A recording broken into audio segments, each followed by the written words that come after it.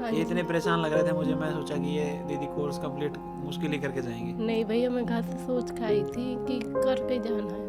इनकी बड़ी जो बहन है वो हमारी स्टूडेंट है बेसिक टू एडवांस की, हाँ है ना? जी, ऑनलाइन। और वो ठीक ठाक पैसा कमाती है ना? हाँ जी, कितना पैसा कमाती है? वो 30-40 हज़ार कमा लेते हैं, क्योंकि भाई साहब के हार्ट अटैक हुआ है ना कुछ दिन पहले, तो दीदी सिलाई करके घर चला रही है। मेरा नाम ममता है, मैं यूपी से आई हूँ। मुझे बेसिक सिलाई आती है। मैं फैशन डिज़ाइनर सीखने के लिए आई हूँ। मेरा आज पहला दिन है।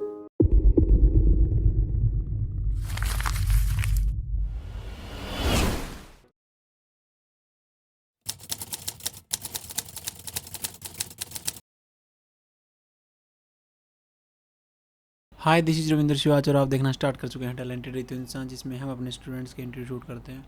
और इसी कड़ी में एक और इंटरव्यू हम शूट करेंगे हमारे स्टूडेंट ममता भाटी का। और इनको देख के मैं बोल सकता हूँ अगर ये गुड़िया सीख के जा सकती है यहाँ से तो कोई भी सीख के जा सकता है। क्योंकि शुरुआत में जब ये आए तो थोड़ा सा परेशान रहते थे। तो दीदी बताएं क्या परेशानी थी शुरुआत में जब आप आए? शुरुआत में भैया मैं पीजी में थी, मुझे आने जाने में दिक्कत हो रही थी। फिर मैंने अपने भाई साहब से और दीदी से बोला, उन्होंने आपसे बात करी, फिर आपने मुझे सेंटर पीजी में शिफ्ट करवा दिया।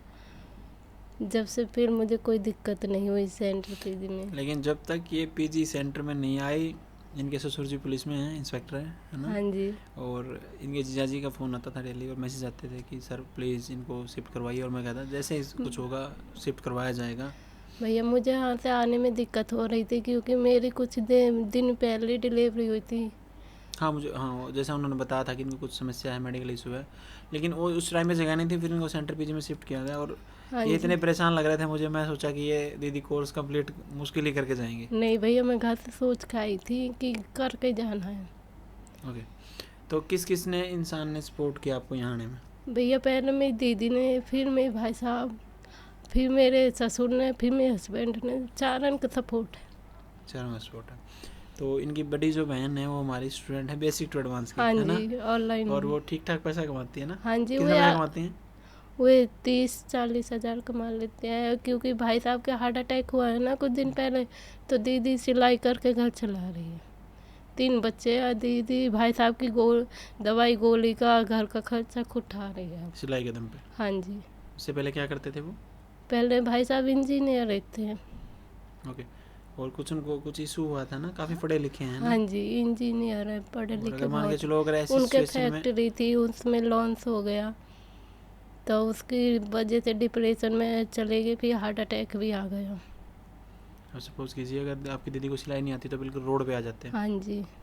मैं सिलाई सीखने से पहले दीदी से, जब मेरी बेटी एक्सपायर हो गई थी, मैंने अपनी दीदी से बोला कि मुझे सीखना है। दीदी बोले ससुराल के नहीं, यहाँ तो भेजेंगे नहीं। उन्होंने मैम को बताया कि टैलेंटेड रितु के पास सीख ले। फिर मैंने अपने हस्बैंड से बोला कि मैं मशीन सिलाई सीखूँगी, ऑनलाइन नुक्स सीख लें। फिर मैंने अपनी दीदी से बोला कि मैं सिलाई ऑनलाइन सीख लूँ। दीदी बोली नहीं, अभी तो तेरे पास कुछ ऐसा है भी नहीं कि तू जा सकती है, बच्चे नहीं है तेरे पास अभी, तो हाँ जाके सीखेगी ना तो बहुत अच्छे से तुम पे सिलाई आ जाएगी। फिर मेरी दीदी ने एडमिशन करवा दिया ऑनलाइन। मेरी दीदी ने पेमेंट करी थी ऑनलाइन। फिर मैंने अपने हस्बैंड को बोला, वो बोला लगे चली जा।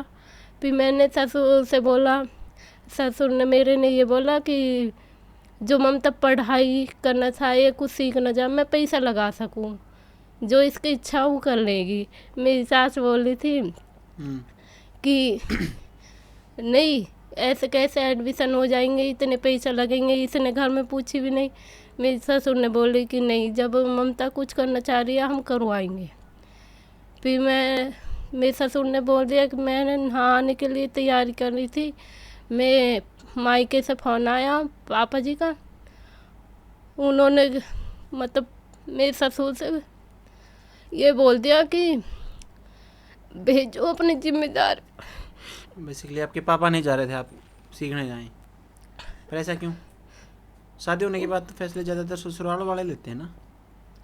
उन्होंने बोल दिया कि भेजो तो इसे अपने ऊपर भेजो, हमारे ऊपर नहीं। अभी बात होती है आपकी आपके पापा से? उस दिन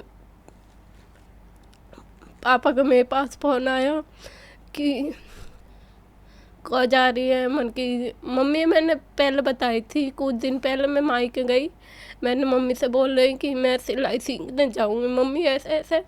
मम्मी ने कह दी चली जाइयो। मम्मी अभी पता ही मेरी बहन ने भी, पर पापा का फ़ोन आया ना, पापा ने नु कह दी कि हाँ जाना तो नौ की जेल, मतलब नौ की धेली मत चढ़ जाइयो। मतलब अगर आप सिलाई सीखने बाहर गए घर से तो यहाँ मत आना मायके, ऐसा? हाँ जी। फिर ऐसा भी क्या इशू था आपके पापा को इस बारे में? पता नहीं भैया, क्योंकि मैं कभी बाहर निकली नहीं। मैं जो वो डॉक्टर के भी जा कर रही नहीं, तो पापा मम्मी के भी घर न जा कर कुछ तो वैसे डर रहे हो कि इसे पहली बार घर इतनी, से बाहर निकल रही है और हरियाणा हो हाँ सकता है सेफ ना लगा हो आपके घर वालों को। इतनी से अभी बाहर की पता नहीं है, इस वजह से वो टाइट बोल रहे हो कि ये डर जाए, ये जावे नहीं। ऐसा हो सकता है। हाँ ये मैं फिक्र कर रहे हो, देखो फिक्र में ही बोलता है माँ बाप, कभी भी आप समझे पर माँ मुझे बाप। उस टाइम बुरा लगा भैया। कोई नहीं, अभी आप जाके जब आप काम करेंगे ना तो उनको प्राउड फील होगा बेसिकली, हाँ जी। क्योंकि हर माँ बाप ये चाहता है कि उसकी लड़की पाँव पे खड़ी हो। फिर मेरे ससुर के पास फ़ोन करा तो मेरे हस्बैंड ने के फ़ोन आए, मैं रो लगी कि ममता अब तो तेरे पापा ने ऐसे बोल दिया, मैं भी कुछ नहीं कर सकता, पर हाँ तुझे 3 महीने बाद मैं फिर के भेज सकूँ, मैं अपने पापा शांत करके मैं तुझे भेज दूँगा, पर अब मैं कुछ नहीं कर सकता जब तेरे घर से ऐसा फ़ोन आ गए। फिर मैं रो रही, मेरे ससुर के फ़ोन आ रहे, मैंने बात न करी। फिर पापा जी बोलने लगे नहीं तू जा, मैं छोड़ के आऊँगी, तू अपनी पैकिंग कर, मेरे ससुर बोले। मैं जब भी रोने लगी, जब कहने लगे नहीं बता क्या क्या ले जाएगी, कैसे जाएगी, पैकिंग कर ले, मैं तुझे कल छोड़ के आऊँगा। मैं जब भी, मुझे विश्वास ना हुआ भैया, जब भी मैं रो रही थी, फिर मेरे ससुर ने, दीदी ने बात करी मेरे ससुर से और भाई साहब ने, फिर मेरे ससुर मान गए। फिर मुझे अगले दिन छोड़ने आए थे मेरे दादा सास, मेरे ससुर, मेरे जीजू, मेरी बहन। ओके। तो जब इनके ससुर जी इनको छोड़ने आए थे तो उस टाइम मैं ऊपर बैठा था मेरे ऑफिस में, हमारे एक एम्प्लॉय ने कहा कि सर कोई पुलिस वाला आया हुआ है और फ़ोटो खींच रहा है। मैं बोला कौन है भाई, बुला के लाओ। मैं बोला सर फ़ोटो क्यों खींच रहे हैं आप? बोले नहीं सर भैया आप मेरे ससुर ने भी ने पहले मुझसे तो बोल दिया कि भेज दूंगा, फिर भी मेरे ससुर ने पहले अपने दोस्त भेजे, पीजी वीजी सब दिखवाए कर जब मुझे छोड़ के गए हैं। पुलिस वाले हैं ना। हाँ जी। तो मैंने उनको बुलाया कि भैया क्या इशू है, क्यों फ़ोटो ले रहे हैं आप? वो बोले नहीं सर आप गलत समझ रहे हैं, मैं तो गुड़िया का एडमिशन करवाने आया हूँ, घर वालों को फ़ोटो भेज रहा हूँ कि यहाँ छोटा है इसको। फिर मैंने समझाया कि ये बहुत अच्छा जगह है सर, कोई समस्या नहीं है, बस इनको थोड़ा सा इशू आया था कि सेंटर पीजी की वजह से। हाँ जी और भैया अभी तो पीजी दिक्कत। सारी ये सेंटर की हो गई है हाँ तीनों की जी तीनों, अभी तो कोई समस्या ही नहीं बची। और बताएं कैसा लगा आपको यहाँ पे? फिर भैया 3 महीने मुझे कैसे गुजरे आपके?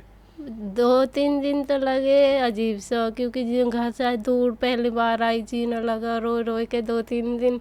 क्लास भी मैम जैसे समझा रही वो समझ में नहीं आ रही, पर फिर सहज क्लास समझ में आ लगी, फिर मैं जी भी लग गया ना। मुझे अब अभी तक कोई प्रॉब्लम हुई नहीं, खाने में नहीं, रहने में नहीं, किसी से ऐसी सबसे बॉन्डिंग मेरी अच्छी रही है। ये दीदी अभी इमोशनल हो रहे हैं, नहीं तो मेरे को कई बार फैब्रिक वाले में दिखती हैं बहुत हंसती रहती हैं अभी तो, और मैं इनको देख के इतना खुश होता हूँ कि मतलब ये शुरुआत में जब आए ना बहुत परेशान दिखते थे।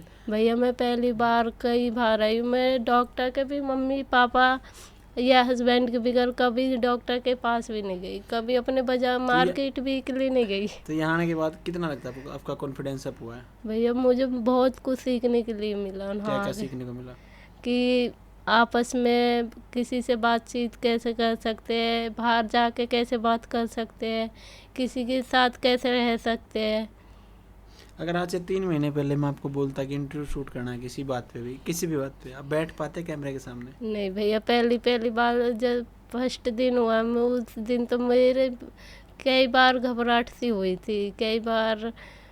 एक बार सोची कि मैं ससुर ही बोल गए कि इंटरव्यू भी देना है, और मुझे ना आके भैया अच्छा अगर आपके ससुर नहीं बोल जाते तो इंटरव्यू नहीं देते आप? नहीं भैया, मेरे ससुर ने इंस्टाग्राम के भी बोल दिया चला ले, यूट्यूब पे भी बोल दिया कि यूट्यूब पे भी वीडियो डाल। बेसिकली वो ये चाह रहे हैं कि आप सेल्फ डिपेंडेंट बने हाँ और जी। अपने पाँव पे खड़े हों, हाँ जी। और दुनिया जो है उसकी नज़रों में नज़रें मिला के आप बात कर सके। हाँ जी। तो अपनी एजुकेशन क्वालिफिकेशंस के बारे में बतानी थी, कितना पढ़े लिखे हैं आप? भैया मैं इंटर करी और इंटर किसको बोलते हैं? 10वीं 12वीं। 12वीं? उसके बाद नहीं पढ़े क्यों? क्योंकि भैया आसपास ऐसे वे नहीं है कॉलेज, और इंटर 10 भी 7 किलोमीटर दूर जाके की ली थी हमने पैदल आने। कितने भाई बहन हैं आप? भैया 9 बहन 1 भाई है। हैं? 9 बहनें हैं आप? एक भाई सबसे छोटा? सबसे छोटा। और आपका नंबर कौन सा आता है?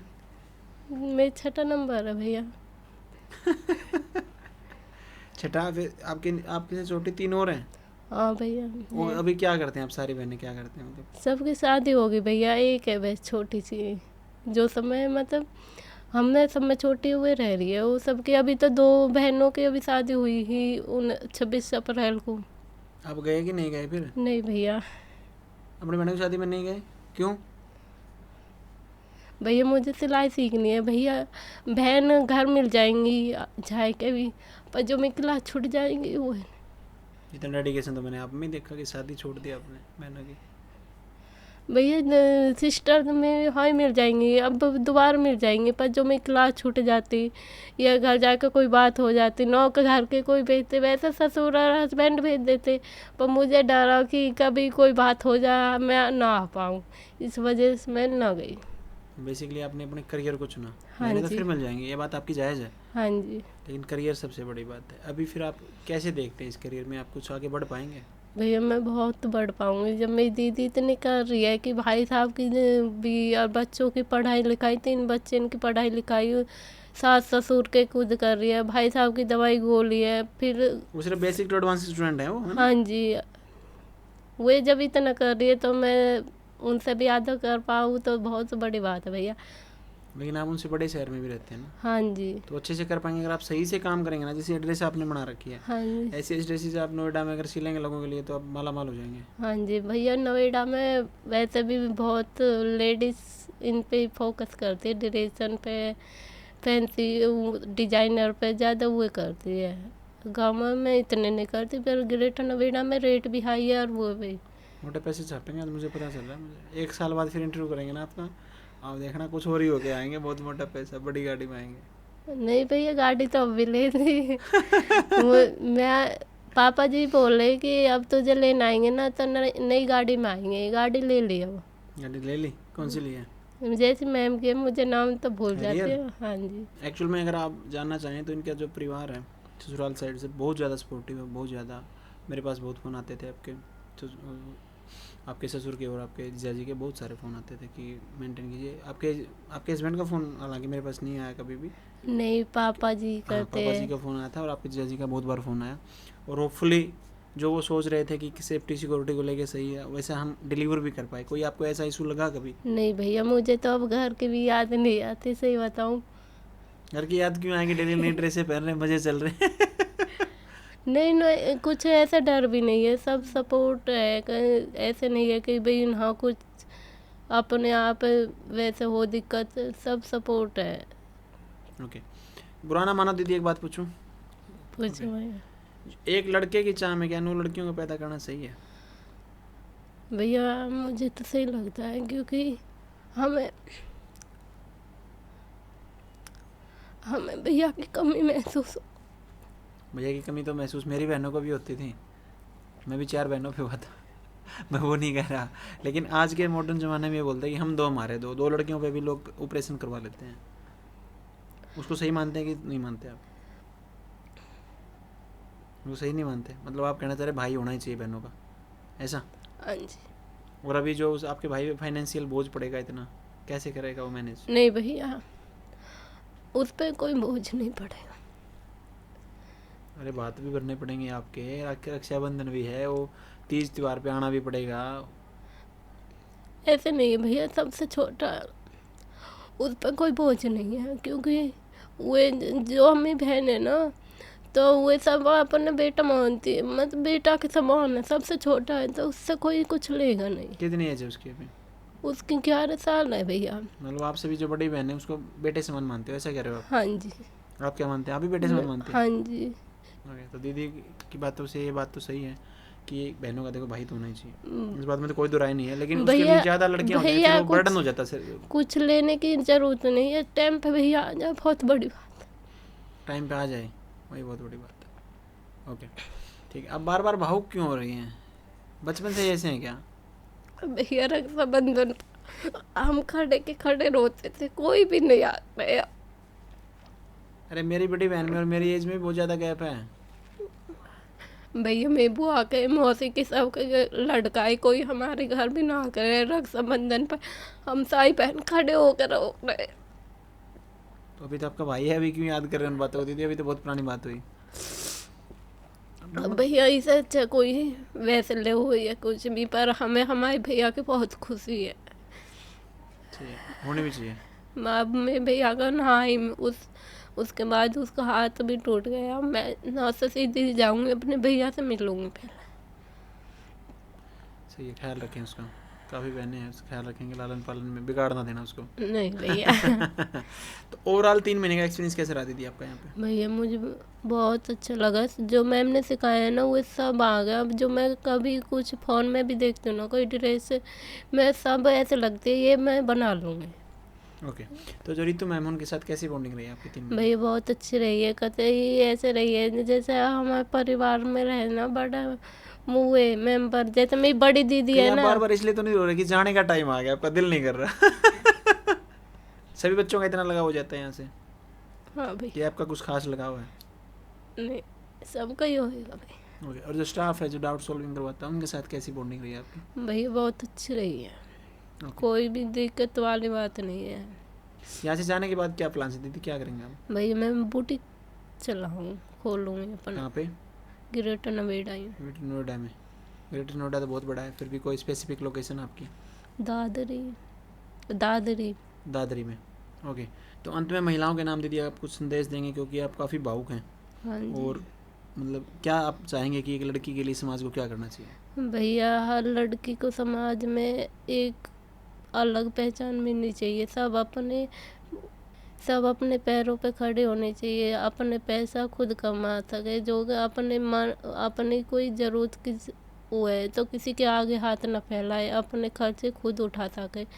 इस महिला के इतनी अपने लिए होनी चाहिए कि अपने खर्चा और रन का भी खर्चा उठा सके। बिल्कुल, और इनकी बहन जीती जागती उदाहरण है, और वो किस दिन आएंगी? भैया अभी तो भाई साहब की तबीयत खराब है, भाई साहब की एक्सीडेंट हो गया। हाँ जी। अब क्या हो गया, अब क्या इशू हुआ? भैया बुलेट पे जा रहे थे, एक बच्चा आ गए, उस बच्चे बचाने के चक्कर में बुलेट पैर पे गिर गई। ओहो, कोई नहीं, इन फ्यूचर जब भी आएंगे बोलना भैया आपको याद कर रहे थे, और मैं चाहूँगा। नहीं, मैं 3 महीने बाद आऊँगी ना तो मेरी अपनी दीदी साथ लेकर आऊँगी। ओके, तो अभी आप देख पा रहे थे हमारे स्टूडेंट ममता भाटी को, जिन्होंने काफ़ी संघर्ष किए हैं ज़िंदगी में, और इनका जो ससुराल पक्ष है वाकई में बहुत अच्छा है। इनके ससुर, उनके जीजाजी, उनकी बहन आए थे जब इनका एडमिशन हुआ था, और बहुत ही ईमानदार फैमिली है, और ये ग्रेटर नोएडा से बिलोंग करते हैं। और होपफुली जब ये अपना बुटीक रन करें तो हम भगवान से दुआ करेंगे बहुत अच्छे से इनका रन और बहुत अच्छा पैसा ये कमा पाएँ। सिलाई इन्होंने बहुत अच्छी सीख ली है, लेकिन जब ये आए थे, अभी आपको इनका आत्मविश्वास थोड़ा कम लगा होगा, लेकिन जब ये आए थे तो आप मजाक मानेंगे, बोल भी नहीं पाते थे लोगों के सामने। तो अभी उसको देखते हुए तो कम से कम 80-90% अप हुआ है, और जैसे इनका परिवार है इतना सपोर्टिव, बहुत जल्दी ये आप देखेंगे भविष्य में अपना बुटीक रन करेंगे, और आशा और दुआ करेंगे कि इनका काम बहुत अच्छा चले। इन्हीं बातों के साथ इस इंटरव्यू को हम समाप्ति की ओर लेके जाते हैं। मिलते हैं आपसे नेक्स्ट इंटरव्यू में, तब तक के लिए थैंक यू। इस चैनल को सब्सक्राइब कीजिए और अपना ढेर सारा प्यार कमेंट्स में दीजिए। Thank you.